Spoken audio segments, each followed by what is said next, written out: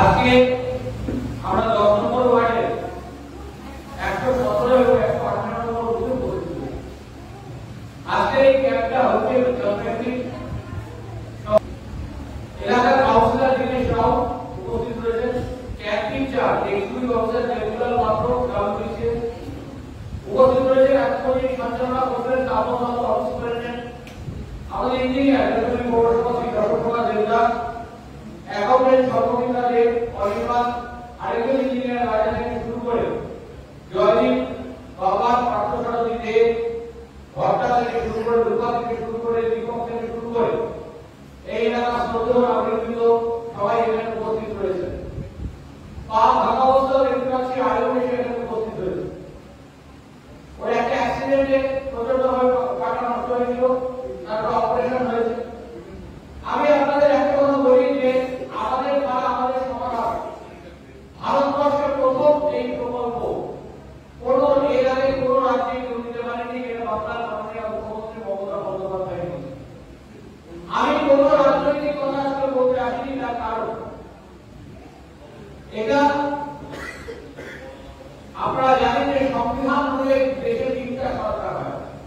একটা ভারত সরকার যার প্রধানমন্ত্রী হচ্ছে শেখ, একটা রাজ্য সরকার পশ্চিমবাংলা যার মুখ্যমন্ত্রী হেড মাননীয় মমতা বন্দ্যোপাধ্যায়, আর আপনার শহরের সরকারটার নাম local self government Jalpaiguri municipality.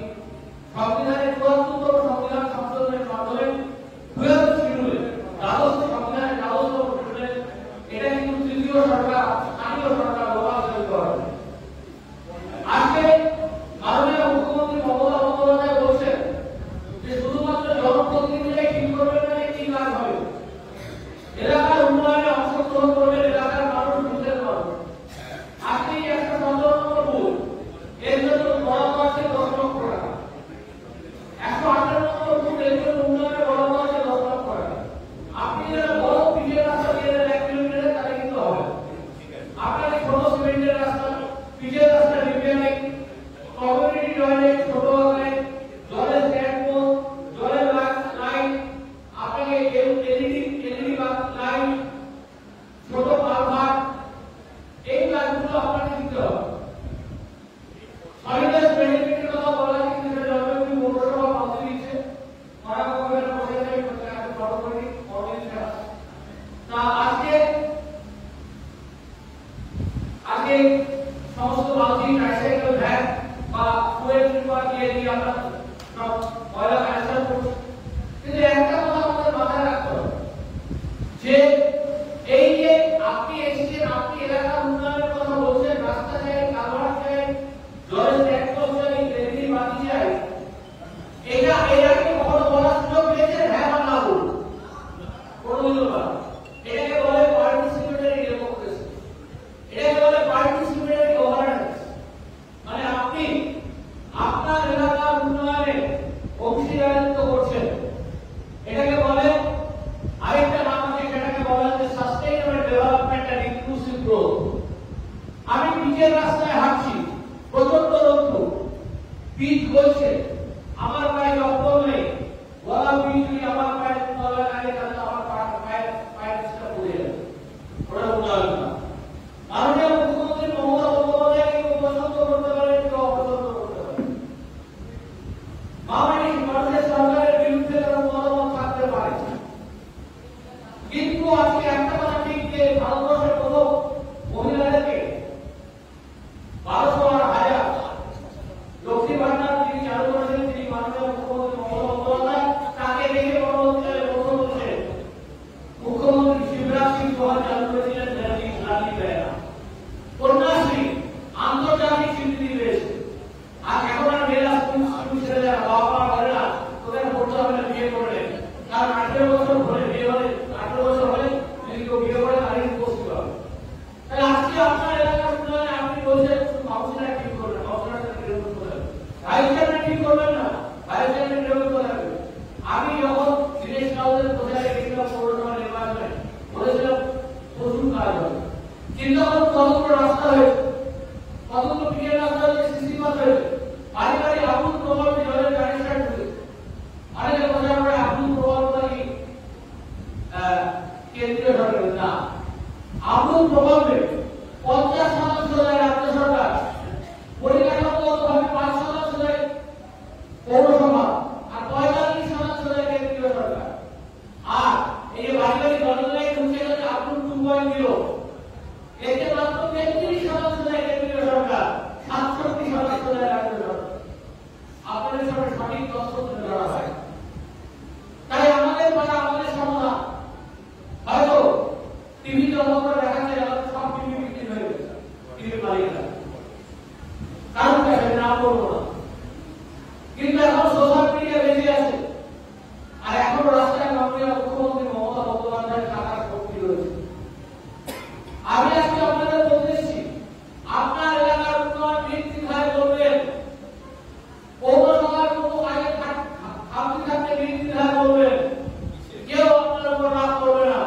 আপনার অভিভাবক হবে নির্বন্ধ হচ্ছে এবং আপনার যে নিউট্রাল কোঅর্ডিনেটর রয়েছে, আর সেটা নিউট্রাল কোঅর্ডিনেটর সম্বন্ধে আর 118 এই আপনারা হয়েছে পুরো রেজলিউশনটা আপনারা সই করে দিয়ে যাবেন এবং এর সাথে সাথে আমাদের সমাধান পোর্টালে এটা আপলোড হবে। এবং আমি আপনাদের বলি, 21 তারিখে 8 নম্বর ওয়ার্ডে ছিল 107 108 নম্বর বুথে, 22 তারিখে ছিল 8 নম্বর ওয়ার্ডে 109 110 নম্বর বুথে। গতকাল থেকে অলরেডি ইঞ্জিনিয়ার এস্টিমেট করা শুরু করে দিয়েছেন, সেই কাজ করেছে এবং সমস্ত কাজ 10 লক্ষ টাকা অবধি ভাড়া করছে। সমস্ত কাজ 30 জানুয়ারি 2026 এর মধ্যে কমপ্লিট হবে। তারপরে যে কাজটা বাকি থাকবে, বিধানসভা নির্বাচনের রাস্তায় 3 মাস দেওয়া হবে, তার 1 বছর পরে পৌরসভা নির্বাচন, সেই 1 বছরের মধ্যে পৌরসভা অগ্রাধিকার ভিত্তিতে সেই কাজকে সম্পন্ন করবে। আমাদের পাড়া আমাদের সমাধান যুগান্তকারী প্রকল্প, আমি আবার বলছি, ইংরেজিতে বলে participatory governance and participatory democracy. তাই আমি বলি, रोशनी जहां से होती है सितारों से नहीं, रोशनी जहां से होती है सितारों से नहीं, मोहब्बत ममता बहन से होती है और किसी से नहीं। आप पसंद तो करो, আপনি না করুন। মনমোহন সিংয়ের পর্যালোচনা অনেক পড়ে হয়েছে, case late doctor Manmohan Singh. আজকে বলা যায় কেস লেট পণ্ডিত জওহরলাল নেহরু এই দিয়েছেন, আইআইটি দিয়েছেন, ভারতকে স্বাধীন নির্বাচন কমিশন দিয়েছেন। ডক্টর মনমোহন সিং ভারতবর্ষকে উদার অর্থনীতি দিয়ে ভারতবর্ষের আর্থিক বিরোধীরা হওয়া থেকে রক্ষা করেছেন। 100 দিনের কাজের অধিকার আইন দিয়েছেন, তথ্য দেওয়ার অধিকার দিয়েছেন। আমাদের মুখ্যমন্ত্রী মমতা বন্দ্যোপাধ্যায় লক্ষ্মীর ভান্ডার, রূপশ্রী, কন্যাশ্রী থেকে শুরু করে বার্ধক্য ভাতা, প্রতিবন্ধী ভাতা, বিধবা ভাতা থেকে শুরু করে Kisan credit card, self help group, তার লোন, 10,000 টাকা করে রিভলভিং ফান্ড, এগুলো আজ পর্যন্ত এর আগে আপনারা কিন্তু দেখতে পাইনি। তাই কাজের ভিত্তিতে মানুষের পর্যালোচনা হবে, কর্মের ভিত্তিতে মানুষের পর্যালোচনা হবে। কেউ বলছে জাতের কথা, আমরা বলছি ভাতের কথা, কেউ বলছে ধর্মের কথা, আমরা বলছি কর্মের কথা। তাই আমি বলি, আমাদের সমাধানের একটা বড় একটা কাজ না হলে কারণ পেটে ভাত উঠবে, ভাত বলে রুটি বলে, কাজ না করে হবে না। আর সঠিক সময় যদি কাজ না করেন, তাহলে আপনি উপার্জন করতে পারবেন না, আপনার এলাকার উন্নয়ন হবে না। আর সঠিক সময়ে সঠিক কাজ না করলে বয়স হয়ে গেলে আপনার কাছে টাকা থাকলেও সুগার প্রেশারের জন্য আপনি সঠিক মতো জীবন উপভোগ করতে পারবেন না। তাই আমি বলি, এইটাই সময়, এটাই সুযোগ এলাকার উন্নয়নে আপনার অভিমত দিন। কারণ অভিমত বা বাদ যাবে না, কিন্তু যেটা সবচেয়ে গুরুত্বপূর্ণ সেটা প্রায়োরিটি 1 হবে, যেটা 1 নম্বর র্যাঙ্ক হবে, যেটা কম গুরুত্বপূর্ণ সেটা হবে 7 নম্বর র্যাঙ্ক হবে। তাই আমি আমার বক্তব্য দীর্ঘায়িত করব না, মিটিং দীর্ঘায়িত চলুন, আপনার অভিমত যেভাবে আছে রাখুন। এখানে অনেক সিনিয়র মানুষ এখানে বসে রয়েছে, তাদের সবাইকে আমি ব্যক্তিগতভাবে আপনাদেরকে আমার প্রণাম জানাই, যারা আমার বন্ধু সহ তাদের শুভেচ্ছা জানাই এবং ভালোবাসা জানাই, এবং যারা ছোট তাদের সবাইকে আমার ভালোবাসা এবং শুভেচ্ছা জানাই এবং প্রত্যেকটা মা বোনকে আমার অন্তঃস্থল থেকে